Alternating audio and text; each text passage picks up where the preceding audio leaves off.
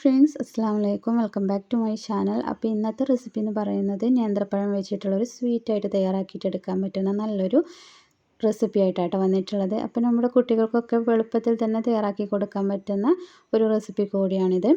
അപ്പോൾ നമുക്ക് ഈ ഒരു പഴത്തിൻ്റെ ഈ ഒരു റെസിപ്പി എങ്ങനെ തയ്യാറാക്കുന്നത് നോക്കാം. അപ്പോൾ അതിന് വേണ്ടിയിട്ട് ഞാനിവിടെ ഒരു 5 നേന്ത്രപ്പഴം എടുത്ത് വെച്ചിട്ടുണ്ട്. അപ്പോൾ അത്യാവശ്യം പഴുത്ത പഴമാണ് എടുത്തിട്ടുള്ളത് കേട്ടോ. അപ്പോൾ പഴുത്ത പഴം തന്നെ എടുക്കാൻ നോക്കുക, എന്നാലേ നല്ലൊരു ടേസ്റ്റ് ആയിട്ട് നമുക്കിത് തയ്യാറാക്കിയിട്ട് എടുക്കാൻ പറ്റുള്ളൂ. അപ്പോൾ ഈ പഴമെല്ലാം ഞാൻ അതിൻ്റെ തൊലിയൊക്കെ റിമൂവ് ചെയ്തിട്ട് ഇതുപോലെ ഒന്ന് റൗണ്ട് ഷേപ്പിലൊന്ന് കട്ട് ചെയ്തെടുത്തിട്ടുണ്ട്. ഇനി നമുക്ക് ഇതിന് വേണ്ടിയിട്ട് ആദ്യം തന്നെ ഒന്ന് ശർക്കര ഒന്ന് മെൽറ്റാക്കിയിട്ട് എടുക്കണം. അപ്പോൾ ഒരു പാത്രത്തിലേക്ക് ഒരു കപ്പ് അളവിൽ വെള്ളം ഒഴിച്ച് കൊടുക്കുന്നുണ്ട്. ഇനി ഇതിലേക്ക് 2 കഷ്ണം ശർക്കര ചേർത്ത് കൊടുക്കുക. അപ്പോൾ മധുരത്തിൻ്റെ അളവ് കുറക്കണമെങ്കിൽ ഒരു കഷ്ണം ശർക്കര ചേർത്ത് കൊടുത്താൽ മതിയാവും കേട്ടോ. ഇനി നമുക്കിത് നല്ലപോലെ ഒന്ന് മെൽറ്റാക്കിയിട്ട് എടുക്കണം. അപ്പോൾ നമ്മുടെ ഈ ഒരു പലഹാരത്തിലേക്ക് ഒട്ടും തന്നെ എണ്ണ ഒന്നും ഒഴിച്ചെടുക്കാതെ തയ്യാറാക്കിയിട്ട് എടുക്കുന്ന ഒരു നല്ലൊരു സ്വീറ്റായിട്ടുള്ളൊരു പലഹാരമാണിത്.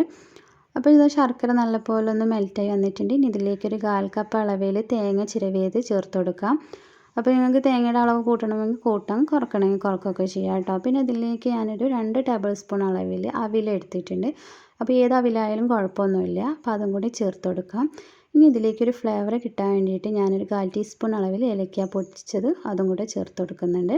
അപ്പോൾ ഇനി ഇതെല്ലാം കൂടെ ഒന്ന് മിക്സാക്കി എടുത്തതിന് ശേഷം ഇതിലേക്കൊരു ചെറിയ കഷ്ണം ബട്ടർ ചേർത്ത് കൊടുക്കുന്നുണ്ട് കേട്ടോ. അപ്പോൾ ഞാനിവിടെ അൺസാൾട്ടഡ് ബട്ടറാണ് എടുത്തിട്ടുള്ളത്. അപ്പോൾ അതൊരു ഓപ്ഷണലാണ് കേട്ടോ, വേണമെങ്കിൽ ചേർത്ത് കൊടുത്താൽ മതി. അപ്പോൾ ബട്ടർ ചേർത്ത് കൊടുക്കുകയാണെങ്കിൽ കുറച്ചും കൂടി ടേസ്റ്റ് ഉണ്ടാവും, അത്രേ ഉള്ളൂ കേട്ടോ.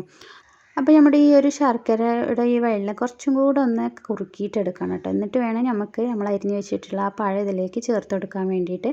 അപ്പോൾ പഴം ചേർത്ത് കൊടുത്തിട്ട് ഈ പഴം ഇതിൽ നിന്ന് കിടന്നിട്ട് നല്ലപോലെ ഒന്ന് കുക്കാവണം. അപ്പോൾ നമ്മളൊരു മീഡിയം ഫ്ലെയിമിൽ ഇട്ടിട്ട് വേണം ഇത് ചെയ്തിട്ടെടുക്കാൻ വേണ്ടിയിട്ട്. നല്ലപോലെ ഒട്ടും തന്നെ വെള്ളമില്ലാണ്ട് നല്ലപോലെ ഒന്ന് ഡ്രൈ ആക്കിയിട്ട് എടുക്കണം കേട്ടോ. അത് അപ്പോൾ ഈ പഴമൊക്കെ ഇതിൽ കിടന്ന് നല്ല കുക്കായി വന്നിട്ടുണ്ട്, നല്ല ഡ്രൈ ആയിട്ട് തന്നെ കിട്ടിയിട്ടുണ്ട് കേട്ടോ. ഇനി നമുക്കിത് ചൂടാറിയതിന് ശേഷം ഒരു പ്ലേറ്റിലോട്ട് സെർവ് ചെയ്യാം. അപ്പോൾ ഇത്രയേ ഉള്ളൂ ഇതിൻ്റെ ഒരു റെസിപ്പി. നല്ല ടേസ്റ്റി ആയിട്ടുള്ള കുട്ടികൾക്കൊക്കെ ഒരുപാട് ഇഷ്ടപ്പെടുന്നൊരു നല്ലൊരു പഴം വെച്ചിട്ടുള്ളൊരു സ്വീറ്റാണിത്. അപ്പോൾ എല്ലാവരും ഇതൊന്ന് ട്രൈ ചെയ്ത് നോക്കുക മാത്രമല്ല ലൈക്ക് ചെയ്യാനും ഷെയർ ചെയ്യാനൊന്നും മറക്കരുത്. അപ്പോൾ ഇൻഷാ അല്ലാഹ് വീണ്ടും നല്ല റെസിപ്പി ആയിട്ട് വരുന്നതാണ്. അസ്സലാമു അലൈക്കും.